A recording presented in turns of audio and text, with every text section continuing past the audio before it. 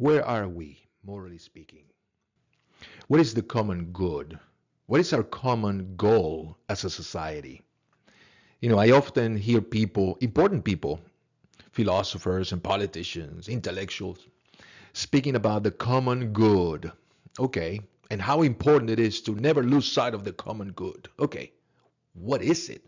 What's the common good? Is there a set of ideas that we can all identify and say, yes, that is good. That is what we all want. That is what we all should pursue. Yeah. What is it? Mm, These are very important questions to ask, friends, because they reveal our present condition, our social condition. And that's what I want to talk to you about in this video. I want to make these questions relevant to you and also help you see where we are, morally speaking. We're going to start this video with a quote from this book. This is a quote that I've used before in other videos, but it's such an important quote from this book, Irrational Man by William Barrett. William Barrett was an American philosopher who wrote this book like in the 60s. Is, in my estimation, the best introduction to existentialism there is, in English, at least. Great book. And in this book, we find this quote: Religion, before our modern age, had been a structure that encompassed man's life, providing him with a system of images and symbols by which he could express his own aspirations towards psychic wholeness. Very, very interesting expression there. Psychic wholeness. We're going to go back to it in a moment. With the loss of this containing framework, because it's gone, we don't have it anymore, man became not only a dispossessed, but a fragmentary being. So, in other words, we had once a religion, Christianity, that was important, that used to give us guidance, an idea of what it's morally appropriate and morally inappropriate to do, and what we should pursue as a collective, right? We relied, let's say, on the Christian story of, creation and the crucifixion, and that was very, very important, relevant for our society and for our civilization, for Western civilization. But guess what? God and Christianity are not important anymore, culturally speaking. Like, I know it's very important for some people today, for many people actually, but it's not relevant for our society, for our culture. It used to be, but not anymore. In America, at least, I would say 60 years ago, right? Most people would consider themselves Christians. Most people would go to church. And therefore, most people in America, they had a clear idea of what was right and wrong. We relied on the biblical stories, the 10 Commandments, right? Even for those people who didn't know much about Christianity and the Bible, okay, everybody knew the 10 Commandments. They were displayed in many public places, in monuments and stuff. So everybody felt like, okay, these are our guiding principles. And but again, that ceased to be relevant for our society. Many years now, it's been the case. And it was Nietzsche who first had this realization. Nietzsche is famous for many, many important things and books that he wrote, but he is probably most famous for this statement, for the God is dead statement. Okay, everybody knows, right? Or most people perhaps, they immediately associate this statement with Nietzsche. But Nietzsche made this statement many years before Mr. Barrett published this book. I would say probably about 80 years before Barrett's time. And Nietzsche, with the statement, God is dead, said something so profound. Now, what did he say? What did he mean by God is dead? What was Nietzsche trying to do? Was he trying to acknowledge his agnosticism to the world, or was he trying to be provocative, or was he trying to express his rebellion against the status quo, or what? Or was he just trying to say something cool and thought-provoking? Nietzsche, friends, in my view, he was simply stating a fact. Not that God is dead in a realistic or scientific or even theological sense. Okay, no. But God is dead in a cultural sense, definitely. Definitely. Now, Nietzsche made this statement or wrote this statement like in the 1800s, like towards the late 1800s, when people in Europe, in the Western world, they would still go to church and they were still very religious, and they would still, do all these rituals, these Christian rituals like baptism. That people would go to have weddings and that sort of thing. So Christianity, apparently on the outside would still look like it was important for every society in the Western world. But Nietzsche knew that it simply ceased to be relevant, like really, really important. With the discoveries and the new ideas in science, for example, the idea of evolution, right? God became less and less and less important. And Nietzsche was the first one, perhaps the first one to realize, God is dead. But here's the problem with God being dead. This is the real problem.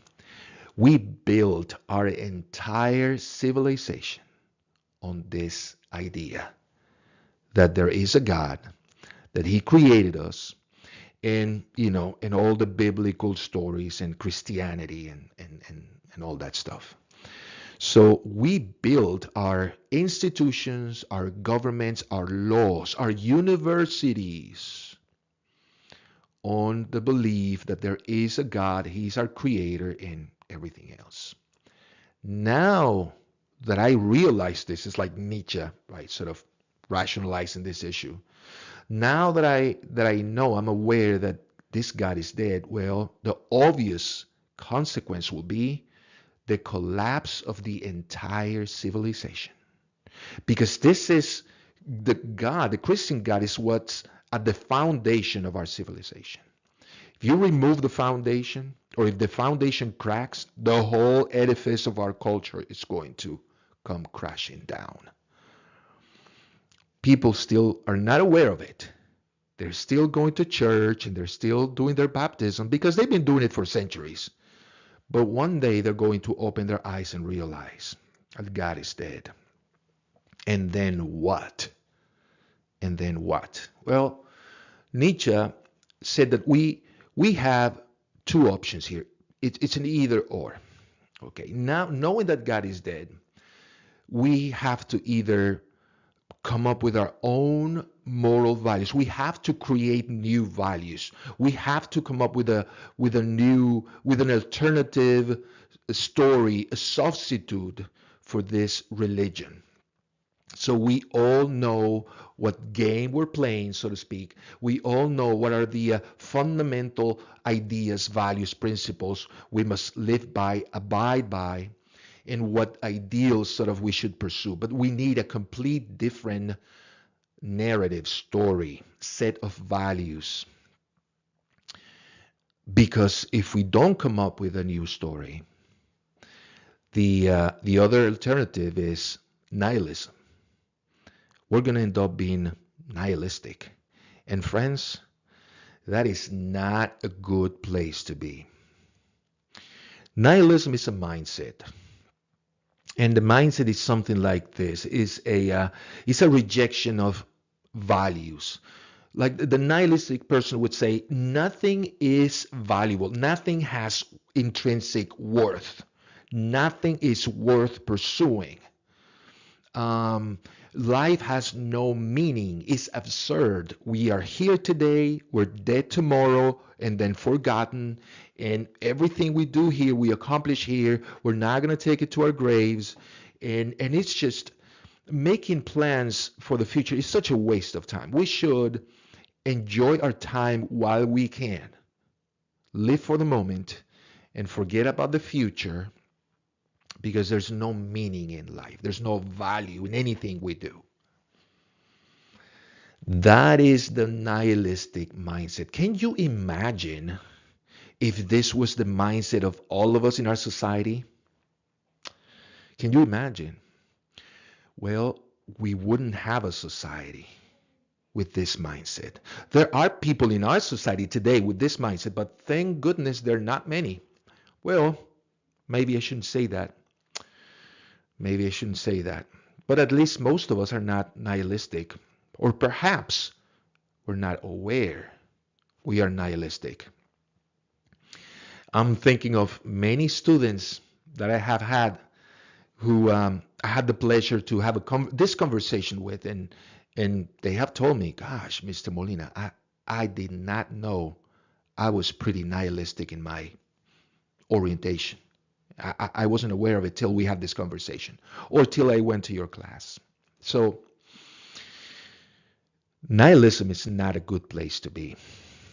Uh, there have been many studies about the psychological consequences of the nihilistic mindset, friends. This is no joke, and it's very well documented in research. I mean, you don't have to take my word for it. You can look it up, and you'll find the exact same conclusions and facts. Okay, here's a data. They made a study many years ago about people in prison, violent criminals in prison.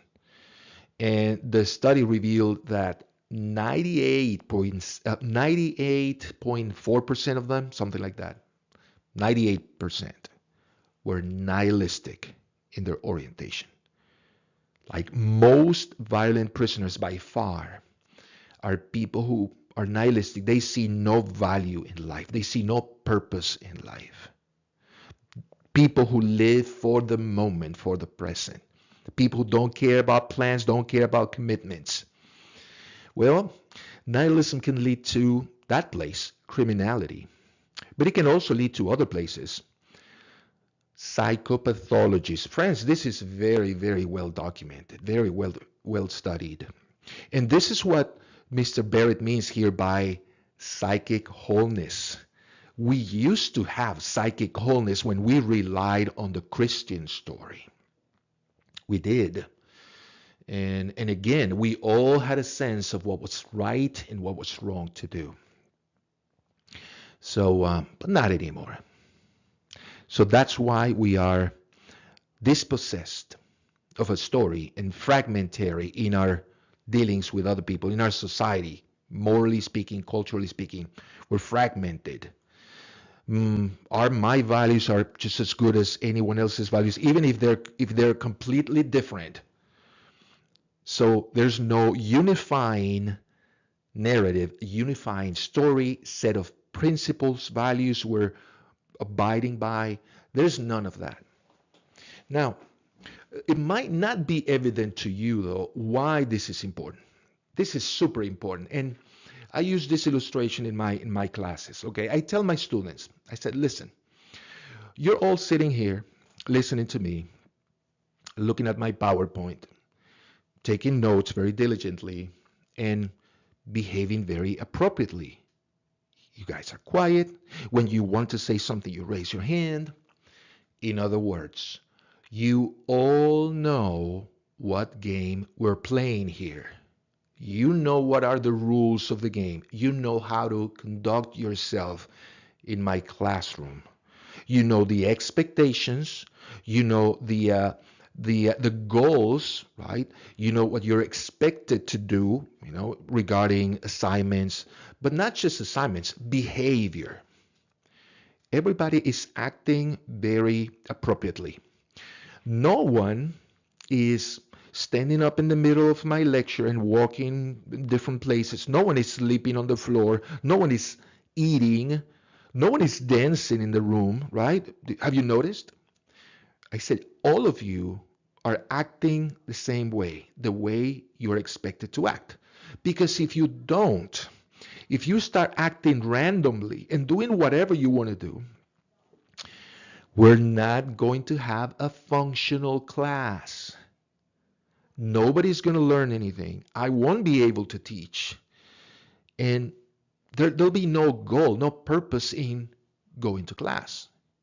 So, okay, right? That makes sense, right? Okay, well, we know what game we're playing here in our classroom and the expectations. What game are we playing outside of our classroom, outside of our school, in our society? What game are we playing? Do you know what the expectations are for you and for everybody else? Do you know what is our common goal?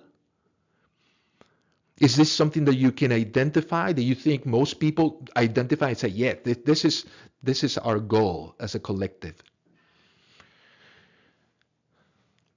When I ask these questions to my students, most of the time they have no clue. They don't know what to say. Yeah, what game are we playing outside in our society? But sometimes students say something like, well, we're playing a legal game, Mr. Molina. We know those are the rules we're abiding by, the laws. We know what it's legal, what it's illegal, what is criminal, and we try to abide by those legal expectations, right? So therefore, we know stealing is wrong. We don't do that. We don't physically assault people and that sort of thing, right? So I said, okay, well, here's the thing about the laws as a game. It's a very tricky game. Why? Because normally it is our morals that inform our laws, not the other way.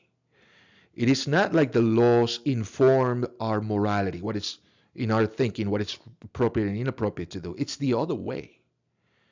Our morals, what we consider right and wrong, that's what informs our laws. So here's let me give you an example about that. At 40, 50 years ago, homosexual relationships were considered wrong. They were actually considered a psychological deviation. Okay, if you were homosexual 50, 60 years ago, people would probably recommend you to see a psychiatrist. People would assume that there's something wrong in your thinking. Okay, and there were laws against homosexual activity. For one thing, homosexual marriages were non-existent. That was just something that was absurd to conceive like 50, 60 years ago. Not anymore. We changed our minds about homosexual relationships being inappropriate. And we changed our minds quite radically because now it's not only okay to be homosexual, we actually celebrate homosexual relationships, right? We have a whole month to celebrate Pride, correct? So there you go. We change our minds about what's right or wrong regarding homosexual relationships in this case. And then our laws changed. Our laws follow suit. And then, not too long ago, homosexual marriages were legally permitted in the United States. But you see what I'm saying? First, our morals, and then our laws. So that means if you think it's safe to play the legal game, well, we can change our minds about what's appropriate, legally speaking. We can change our minds. Right now, pedophilia is illegal in our country. It's illegal. Okay, so we consider people who are pedophilic or pedophiles, I'm sorry, we consider them, that they're immoral people. There's something wrong with people who feel a sexual attraction to minors. Okay, but here's the thing. What if we change our minds about that in 10 years, 20 years, okay, we legalize this sort of behavior. And because here's the issue with sexual relationships.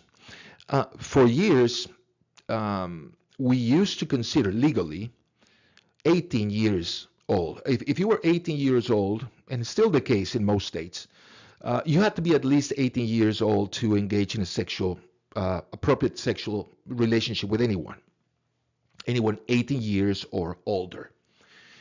But if you had a sexual relationship with someone who was under 18, then that was considered a crime, right? Because it was seen as pedophilic. Well, but now in some states, they changed their laws regarding the age of consent. And in some states, if you're 16, you're good. There's no issue, no legal issue. If you, being an adult, have a sexual encounter or relationship with a 16-year-old, in some states, that's fine. It's legal. Okay, that would have been seen as pedophilic 40, 50, 60 years ago. Not anymore. And there are places in the world, there are countries that the minimum age is 14. And there are other places, other countries, they are considering even lowering to 12. Can you imagine? And this is no joke, friends. It's still not legal yet, but they're considering pushing down the age of consent to 12. So, wow. Well, that was pedophilia just a few years ago. So we can change our minds, we can change our laws. Fyodor Dostoevsky, Russian novelist. Interesting contrast with Nietzsche, because Nietzsche, okay, he sort of made this statement, right? God is dead. Dostoevsky, during the same time, the 1800s, late 1800s, he made a very similar claim in, actually one of his characters did in his book, The Brothers Karamazov. Dostoevsky was also aware, that, okay, people were becoming increasingly less religious, and God and Christianity was becoming less and less relevant in the culture. He also saw it coming.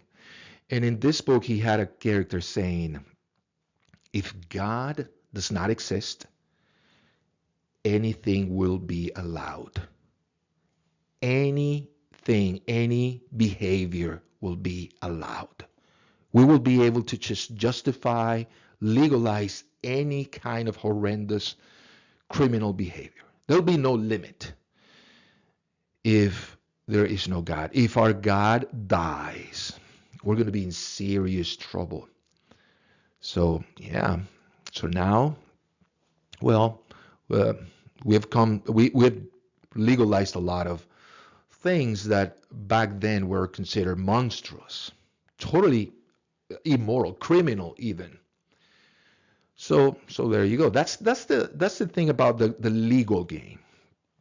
Now there is another game we play today in our society that people are not aware of, and that is the capitalistic game. And I actually have a video about the capitalist ethic that it's quite interesting. You should watch it. But anyways, so where are we, morally speaking? Where are we? Gosh, okay, we're dispossessed. We don't have God. We don't have the Christian story to rely on. We don't know what game we're playing as a collective. We don't have a common good or a common goal. So, is there a name for our condition? There is. And it is called ethical relativism. That's where we are, friends. And what is it? What is ethical relativism? Funny, it's just a name, right? It's a philosophical, ethical term, but it sort of describes our condition, our way of thinking morally. Now, in essence, ethical relativism denies the existence of objective moral standards. Universal or absolutes in morality, right or wrong actions valid for everybody, every time, everywhere, with no exceptions. So ethical relativism from the start rejects the notion of there being absolute rights and absolute wrongs, like the Ten Commandments. Okay, the Ten Commandments used to be the most identifiable, known set of absolute moral rules. You shall not lie, deceive other people. If you do that, that it's wrong. Even if it's not illegal, it's still wrong. And people knew it. You see, people knew it. Even if you're lying and getting away with it, people back in the day when Christianity was relevant, when God was alive, people would still feel guilt. They would still feel accused by their conscience. And now I'm thinking of another Dostoevsky book that actually addresses this very issue, and that is the Crime and Punishment. So yes, you can go around lying and breaking laws, rules, laws, God's absolute commands, and you think you're getting away with it, but you won't. Sooner or later, you're going to face God and judgment in the afterlife. Okay, we used to rely on that story, not anymore. So, yeah, well, Ten Commandments, who cares? They're not absolute. Lying can be right sometimes. You know, it can bring benefits. It can actually produce goods, can make people happy. Lying, so there you go. So there's no absolutes. Everything is relative. Wow, quite a mindset, don't you think? And gosh, so many people speak like that. So many people have this mindset. I don't want to say most people, but sometimes it feels that way. Like most people have this relativistic sort of orientation regarding morality. An extreme version of ethical relativism is known as moral nihilism. That word, nihilism. Okay, what is moral nihilism? Moral nihilism, from the Latin nihil, which means nothing in Latin. Not that it has no meaning, but that's what it literally means. Nihil means nothing. Moral nihilism holds that there are no moral facts of any kind in the world, that morality is simply based on social conventions, social constructs, things people change their minds a lot about, things with no real objective existence. People who hold this view of morality are called moral skeptics. So, okay, I would say, technically speaking, moral skepticism and moral nihilism are the same thing. They mean the exact same thing. A moral skeptic is a moral nihilist, and they have this attitude regarding morality. Morality is not only there not only are no absolutes in morality, but morality is just something that it's just so, it's based on nothing. Nothing. That's the word, right? Nihil. So, so what are some of the implications of this view? Let's talk about it. David Hume, probably the most famous, he has to be the most famous skeptic philosopher in history. He asserted that when people make moral judgments, they are simply expressing approval or disapproval, like or dislike, love or disgust regarding a particular action or behavior or moral belief. Philosopher Schaeffer Landau puts it this way. When we declare a murderer wicked or a relief worker good and kind, we are expressing our anger or our admiration. We are not stating a fact. Because there's nothing factual about morality. Nothing solid, objective about morality. Morality is whatever you want to make of it. And well, that's not actually what Hume is saying in right here. Hume says, okay, puts it this way. Okay, little correction. Hume puts it this way. When we say that something is morally correct, we're simply saying that we like that. When we say something is morally wrong, we're simply saying we don't like it. So take bullies, for example. We say bullying is wrong, right? And we promote that idea in our public schools, and we say, oh, we have to stand up to bullies, and we want no bully. Bullying has no place in our school, in our society. Yeah, bullying is wrong. The moral skeptic would say, there's nothing factual or intrinsically wrong about bullying. Nothing intrinsically immoral about bullying. We simply don't like it. We don't like bullies, and then we make that moral claim, right? Bullying is wrong. That's it. We like generous people, right? We do that. We really do. When we see an act of generosity, we like it. And because we like it, we say generosity is morally correct. It's about that. It's about taste. And the same goes for everything else. We don't like people who are physically abusive because we don't like these people. There's nothing really wrong, intrinsically morally wrong with people who physically assault others. We just don't like that. There's nothing intrinsically wrong, morally speaking, about stealing, taking someone else's property. There's nothing intrinsically wrong about that. We just don't like thieves. And because we don't, we say stealing is wrong. That's it. So we like it, we say it's morally right. We don't like it, we say it's morally wrong. That's it. And we change our minds a lot about what we like and what we don't like. And again, I'm thinking of the example of homosexual relationships. We did not like it a bit 60, 70 years ago, for centuries. Now we celebrate it. So there you go. And that same, if you think about it, the same applies with every single thing we do. Dostoevsky, if God is not real, anything will be allowed. Friends, don't get me wrong. This is not an exhortation or injunction to make our society return to its Christian roots, let's say. That's not what I'm trying to do here.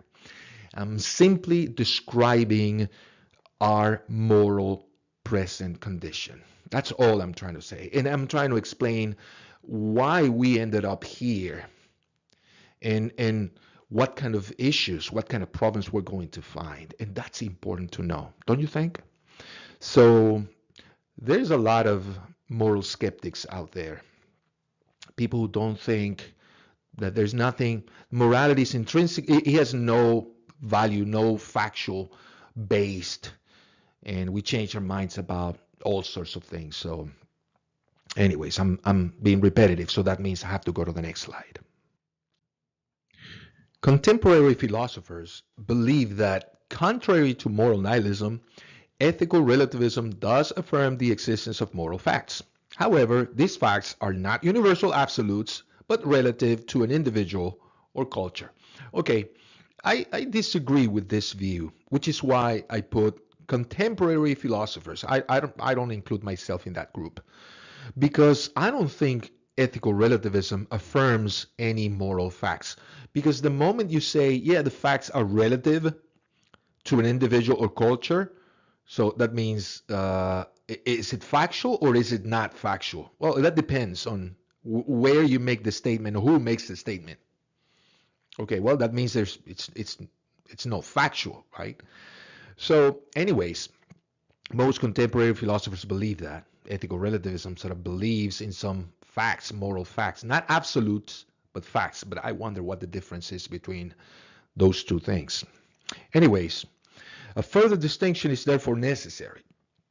Individual relativism holds that moral actions and norms are defined by an individual. So morality is a matter, fundamentally, is a matter of one's personal beliefs, while cultural relativism holds that moral actions and norms are defined by a particular culture. So, okay, we have these two main branches coming from the trunk of ethical relativism. And one branch is individual relativism, the other one is cultural relativism.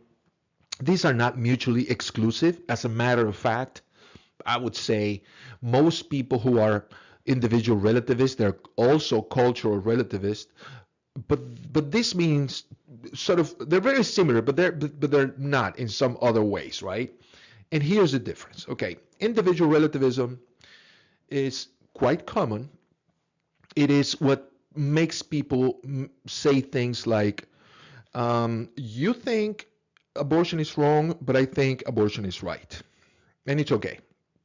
You have moral views, I have different moral views. Other people might have a different perspective on abortion, and that's okay. That's okay. All views are equally valid. Really? If and people say this, right? We can agree to disagree. Okay, that means who's right? Uh, because you think you're right in your views, I think I'm right in my views. And if we accept this premise that everybody is right in their own eyes, who is right? Who is right? Who is wrong? Who is wrong when everybody is right? Interesting position. But friends, you have no idea how many people I've come across who speak this way, who say these kind of things. Maybe you do. Maybe you do. Or when people say, well, that's your truth, but it's not mine. Like, what? Uh, so you have a truth, I have a different truth. It's not the same truth. So everybody has a different truth. Is that possible? And I remember politicians addressing this fact about the truth. And they say that we live in a post-truth society world. Like post-truth. Of course, because people think, okay, the truth is something relative to an individual. Okay, so if you believe George Washington was the first president of the United States, well, that's your truth. That's not mine. I don't think he was. And that's okay. Is it? I mean, living in a post-truth world, that's okay. Wow, that's really something. Um, one day I had a student. This was a funny story. And she claimed to be an individual relativistic person, right? She was convinced that yeah, everybody have their own moral views and that's okay. And she had a water bottle on her desk. And I said to her, okay, you got to explain this to me in detail because I don't see how everybody can have their own moral views. And she was, yeah, yeah. And so she started giving me an explanation, and I grabbed her water bottle. And she was, she saw me grabbing her water bottle, and she kept talking. But then I grabbed her water bottle and started sprinkling water in my hands from her water bottle. And then I put it in my hair, and then I started sprinkling water under my arms, in my armpits. And friends, everybody was in class. Everybody was like going, like half of the class was, I think they were, giggling. The other half was like shocked, like, what in the world is wrong with Mr. Molina? And I was doing this very random thing. And at some point, the student just stopped talking. And she was just shocked, like looking at me, thinking, what is this man doing? What is this man doing with my water bottle? But then I said, why did you stop talking? You were saying that everybody have their own views about what's right and wrong. So why are you shocked? I think what I'm doing right now is it's appropriate in my views. If you believe that, if you believe everybody have their own views about what's appropriate and inappropriate, okay, you shouldn't be shocked. I'm just doing what I think it's okay. And I said, okay, you are shocked because I'm doing something that is not conventional, right? Something that is not expected. So, okay, so that means what? That means that there are expectations, that we do have a sense of, okay, we know what is right and what is wrong. Of course, in the context of the classroom, it's easier to see because I said this before. In a classroom, we know the rules, we know the expectations, and we know how we can have a functional class. But you will not accept that outside of the classroom. You will not accept this kind of random behavior from strangers. Just strangers just walking by and grabbing your water bottle and just trying and drinking from your water bottle. You're not going to accept that. So it's not true. Or at least it's problematic to say that everybody's entitled to their own moral views. And that is okay. Okay. So what I'm trying to do here, friends, is to make you see that sometimes we say these things, but we don't really think through them. We haven't really spent time thinking about, what is it that I'm really saying? What are the implications of what I'm saying? Do I even believe in what I'm saying? Yeah, your truth, my truth. You think you're right, I think I'm right, and that's okay. Okay, that's a very strange place to be.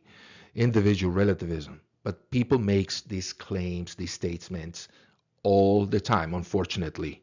Um, a lot of confusion, a lot of confusion regarding relativism and skepticism. Okay, I'm going to go to the next slide. Cultural relativism, this is the other branch, makes similar kinds of statements as individual relativism, but at a societal level. My action is wrong in your country, but it is right in mine. Okay? Or vice versa, right? What you're doing in your country might seem appropriate, but in my country it's terribly wrong. But you know what? But that's okay. I mean, after all, morality is relative. So there's no moral absolutes. Nobody is absolutely right or absolutely wrong. The implications in this case, however, are far more serious. For if we embrace cultural relativism, it will be impossible to condemn wrongful actions committed in other countries and even in our own. Is that really the case? You'll see in a moment.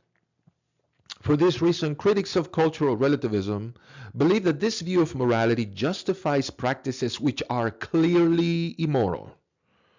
Domestic abuse, rape, honor killings, and female genital mutilations. Friends, in my classes, in person and online, I make my students watch videos on honor killings and female genital mutilation just so they are aware of what these practices are. Because I think it's mind-blowing how many people today, perhaps young people, because my students are pretty young, they are completely unaware that this is going on in our world today. Today, these practices. So if you're not familiar with what this is, I encourage you to, Google or YouTube. The videos I show my students, though, they're not inappropriate. They're not like graphic. You see anything like criminal going on, but they're still though pretty difficult to watch and to digest. And so if you're going to do that, if you're going to watch some videos on honor killings and female genital mutilations, I recommend you to do it with somebody you trust, a trusting adult. But it's incredible how in our world today, in many places, these practices are considered morally appropriate. Nothing really wrong with raping somebody or with physically, or beating your wife to death. Like really, that's not really wrong. That's actually an instance of honor killings. In some societies today, when you do something dishonorable and you're a woman, okay, and you do something dishonorable, your father or your brothers, they will feel entitled to kill you. And that it's appropriate, that it's good in their thinking, in their religion. And then there's just this female genital mutilation, which I think it's monstrous. It's just absolutely monstrous. And it's something, to me, it's mind blowing that you don't get to hear a lot about these abuses in the media today. And these are serious crime, friends. Serious, serious crimes. So, what can we do about these crimes? If cultural relativism is true, think about it. If we and this is what most people today believe, right? In our world, especially in the West, we think, oh, we cannot condemn other cultures for having different practices, different value systems. We can't condemn them because if we do, we sort of put ourselves in a very judgmental position. It's like us telling these people from other cultures, what you're doing is wrong. We're doing it. What we do is right. What you do is wrong. And we don't want to do that. That's so inappropriate, so wrong. So we have to accept these practices in other cultures, even if they seem completely monstrous, criminal to us, we must accept them because in the end, there are no absolute moral values, uh, rights, none of that stuff. Morality is relative. It's relative.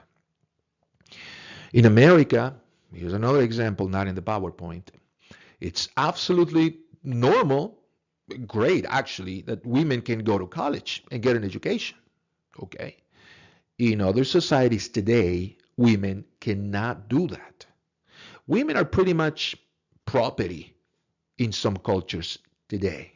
I keep emphasizing that word today because it's incredible. It's just incredible that this continues to happen. Really, women are treated like property? Really? They don't have the right to own anything? They don't have the right to go to school? That is correct. And but hey, cultural relativism is the right way to go, right? About morality, right? We cannot judge them. We do things differently here in America, and we think it's appropriate for a woman to go to school. In other cultures, it's not appropriate, but that's okay. We have to respect cultural differences. Really. So that's a cultural difference. Like killing your own daughter, your own sister. That's a cultural difference that I must respect. Interesting. Interesting. I cannot judge them. I cannot say what you're doing is wrong. It's criminal because that makes me, whatever, puts me in this judgmental position of authority that I don't deserve. I cannot lay claim to. Interesting. Okay. All right. I wonder what you think. Mariam Namasi, political activist. I understand she was born in Iran. It's a critic of critical of cultural relativism.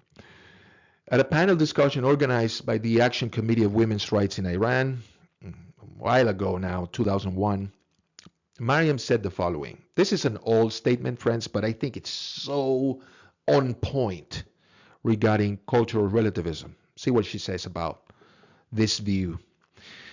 She says, let us be clear about what cultural relativism is.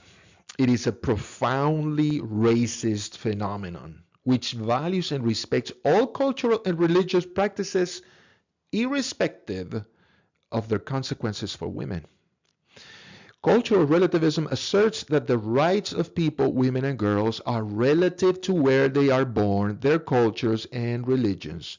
There is no right or wrong according to cultural relativist. I mean, I couldn't have said it better. Again, there is no wrong when everybody is right.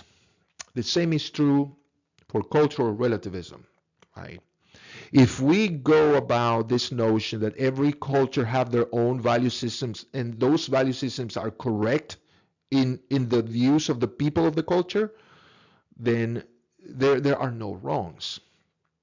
There are no crimes. So, gosh, what do you think?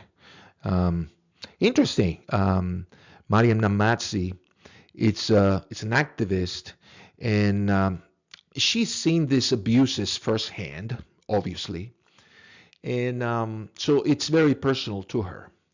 And to me, it's admirable what she does. She's a hero. In my estimation, she is a, oh boy, I don't want to be controversial, but in my view, this is what real feminism is or should be about. Like women addressing really, really important issues for women, fighting for it, and even risking their lives in the process. Okay, that to me is admirable. That to me speaks like, okay, that you're not just talking. If you're putting your skin on the game, okay, it's serious to you. And to me that conveys admiration and value. I believe you. Okay, you say you're a feminist, you say you're concerned about women's rights. You're fighting this battle and you're risking your life fighting this battle. Okay, you have my respect and my support. Obviously, obviously. So easy. So easy to speak about women's rights and going out and organize manifestations and protest here in America. Super easy. Try to go to one of these countries where they practice this sort of abuse, um, rapes, honor killings, and female genital mutilation, and try to go there and try to fight for women's rights in these countries. That's a whole different story, right? Whole different ball game. But gosh, okay, enough of that. Let's go to the next slide. Justin Trudeau. This is a very interesting example. Canadian Prime Minister Justin Trudeau famously stated that in Canada there is no core identity, considering his country is committed to the idea of multiculturalism. Okay, he says there is no core identity. We don't have a core set of values that all people in Canada must abide by.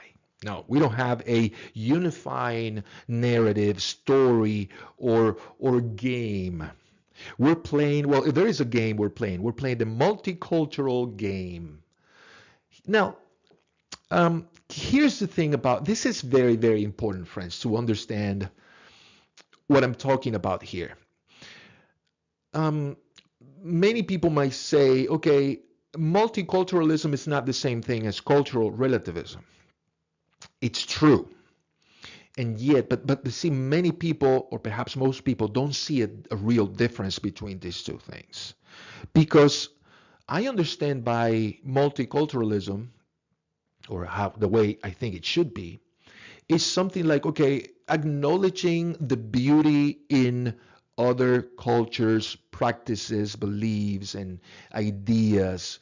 And we can all, I think, recognize the value of these things. For example, food, right? If you go to a country you've never been before, let's say you go to Turkey and you try the food in Turkey, and you can definitely appreciate that and say, wow, this food is amazing. And people should know, people in the world, in America, if you're an American, they should know about food from Turkey and have this kind of restaurants in the United States. That's a good thing.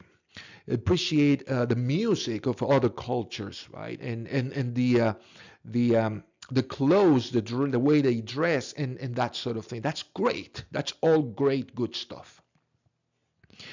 But you got to understand that cultural relativism, it's about morality. It's about what is right and what is wrong. Okay? You see, it's one thing to say, um, my favorite ice cream is strawberry, my favorite flavor of ice cream. And someone saying, I disagree, I think the best flavor is vanilla. And then a third person saying, no, it's chocolate. Okay.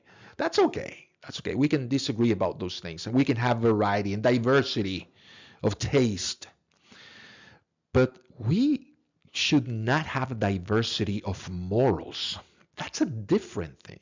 That is a different thing. And I'm going to make it more clear eventually in this video. But to finish with this slide. Because of this commitment, Canada is facing important challenges today.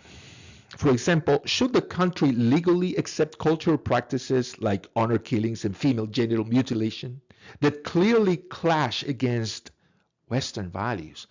I cannot believe that, and this is true, that there are people in Canada, important people, people in positions of power, politicians, legislators, they are actually consider asking themselves this question. Should we allow honor killings in our country? Should we allow female genital mutilations in our country?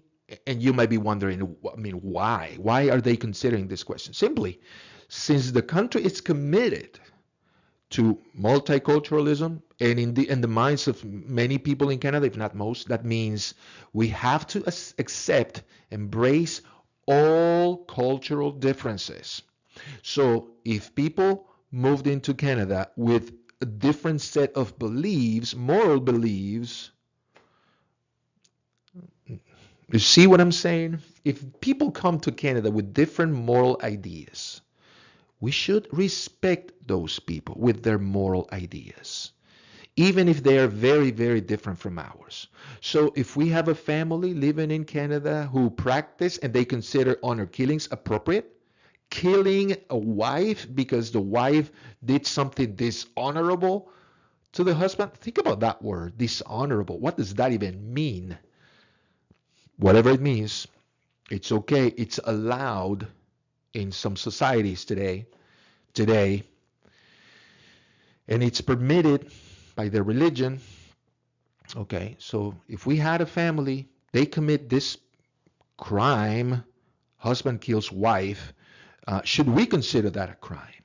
Should we put this man in prison for killing his wife? In his mentality, in his culture, this is appropriate to do. Who are we to judge this man for having different moral values? Aren't we committed to multiculturalism, in accepting and embracing all cultural differences here in Canada? Aren't we saying, like President or not President, Prime Minister Trudeau, that there is no core identity in Canada? We don't have a real recognizable identity. Gosh, what a statement. I couldn't believe it when I read it. There's no core identity in Canada. So no, we're not playing any game in Canada. There's no game that we're all playing. There's no set of moral ideas, principles. Yeah, we have the laws, right? Okay. For those of you who rely on the laws and you think that's a safe place to be, a safe game to play, well, but now they're considering their morals because they have no morals. They have no core identity. They have no set of values. They're going like, should we accept, should we legally permit people from other cultures to practice this sort of things? Rape, honor killings, female genital mutilations. Now, the consensus among my students is something like this. And I got to say, when we address this issue in my classes, the consensus is this. Well, if somebody's coming to our country from another culture and they have this belief system, well, if they're coming here, they must adopt, they must conform, or at least abide by our belief system, right? After all, they're the ones who are moving here.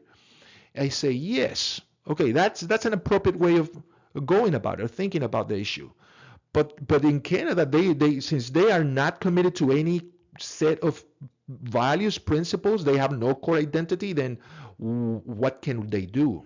Right? And if we in America, we continue with this narrative that, oh, we have to embrace and accept cultural differences, and we cannot be judgmental, and we're going to end up in a very similar place. Friends, if we live in a society where we absolutely openly declare we have no core set of values, we have no core identity, there's no one game we're all playing, just good luck. Okay, we have the laws, but we can change the laws based on our morals. But what are our morals? Who knows? Who knows? We don't know. We don't know. we'll make it democratic, right? We'll let people decide what our morals should be.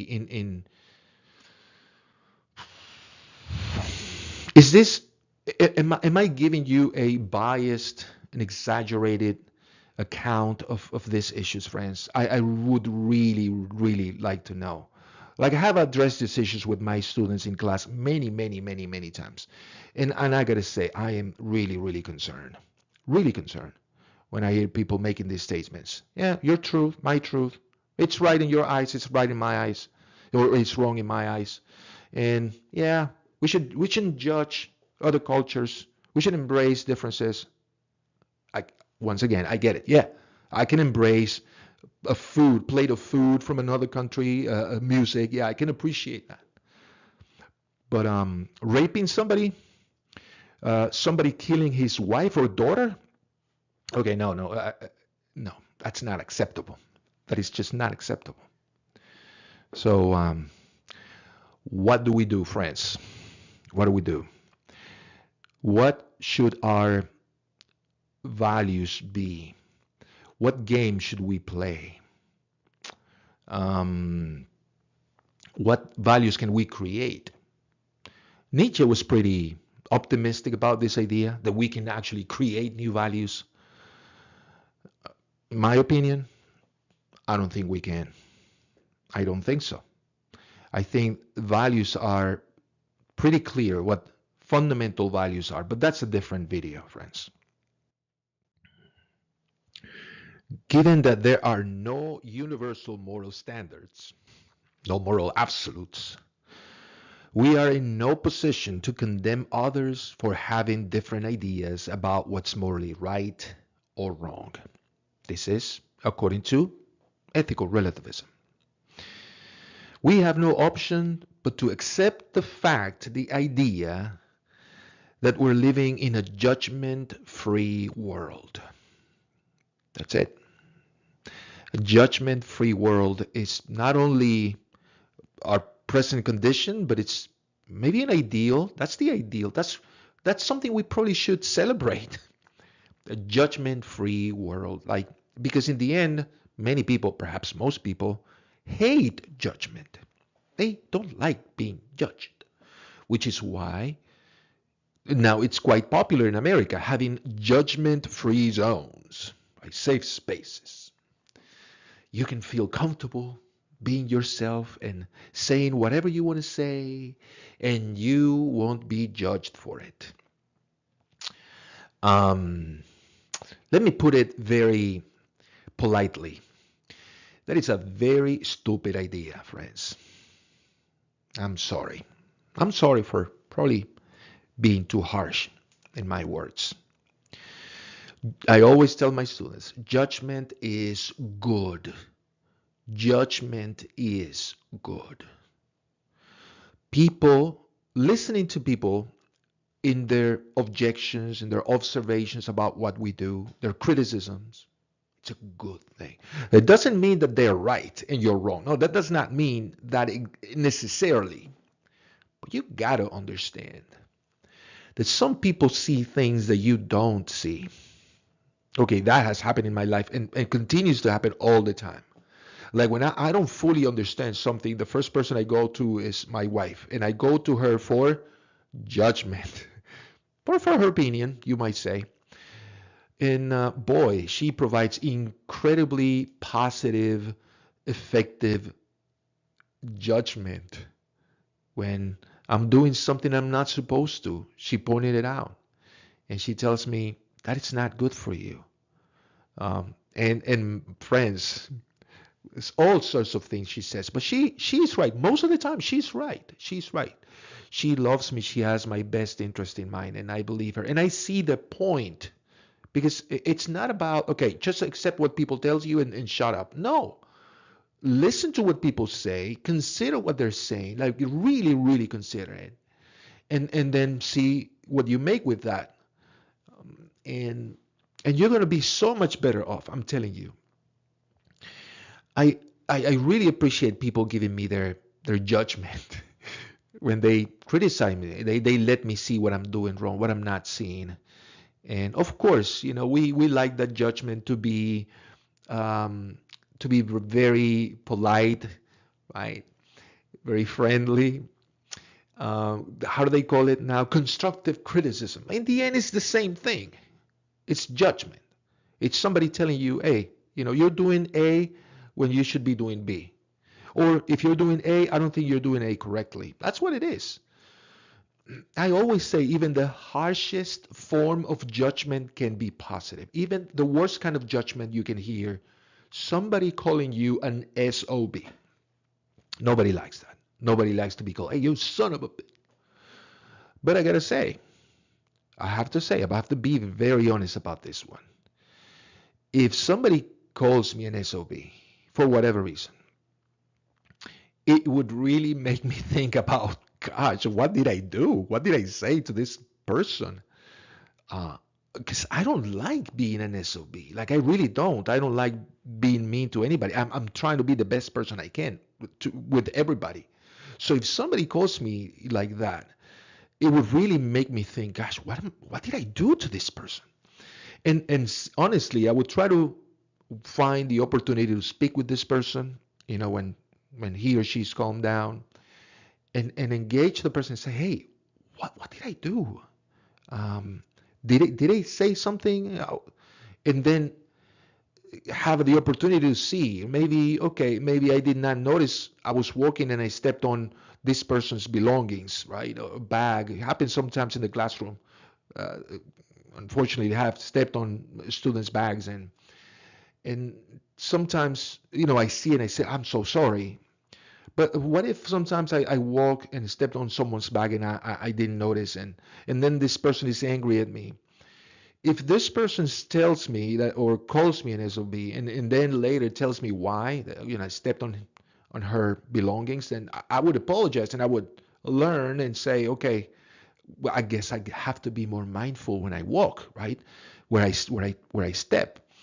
That will help me being a better person, being more mindful of people's belongings and me walking. Definitely. So that's the worst kind of judgment we can get, right? But seriously, I appreciate when people correct me, like I really do.